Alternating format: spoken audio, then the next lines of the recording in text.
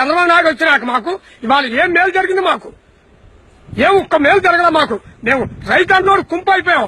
రుణాలు తెస్తా అన్నాం, ₹1 రుణం తీలా. బ్యాంకు బంగారం పోద్దన్నాం, బంగారం బాల. మమ్మల్ని ఎంత ఇబ్బందుల్లో ఉన్నామో మాకు 10 డబ్బాలు మీరు రైతు అన్నోడికి ఒక 7 డబ్బా కొనిచ్చి అరే చచ్చిపోను అని చెప్పమనుండో మేము చచ్చిపోతాం.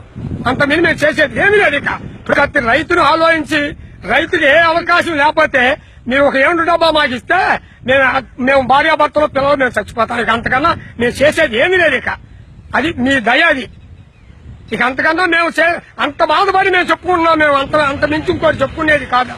అది వాణిజ్య పంటలు అది మెట్ట ప్రదేశానికి అది ఉపయోగిస్తుంది, కానీ మాగాడికి అనేది ఉపయోగించదు. వాళ్ళు చేసే పనులు వాళ్ళ బొట్టు నీళ్లు పెదకల్లేపల్లికి మోబదేవ మండలం కింద బొట్టు నీళ్లు ఇవ్వయా. దాన్ని మీరు ఆలోచించి ప్రభుత్వం ఏం చేస్తుందో 4 7 డబ్బాలు 10 7 డబ్బాలు కొనిచ్చేసి ఒక్కో రైతుకి పమ్మలను మేము చేను కాడికి వెళ్ళి చచ్చిపోయి కోరుకుంటాం. మా పరిస్థితి ఇవాళ ఎవరు కుక్కలు లెక్కలు ఆదికిచ్చోళ్ళు లేరు. అలా ఉంది మా పరిస్థితి. డిపార్ట్మెంట్ ఎక్కడ ఉంది? ఇంకా డిపార్ట్మెంట్ ఇదైతే ఇంకా డిపార్ట్మెంట్ ఉంది అక్కడ. వాళ్ళు వచ్చేసి దేవదేవుడు నేను అక్కడికి వచ్చి కూర్చొని చెబుతున్నారు.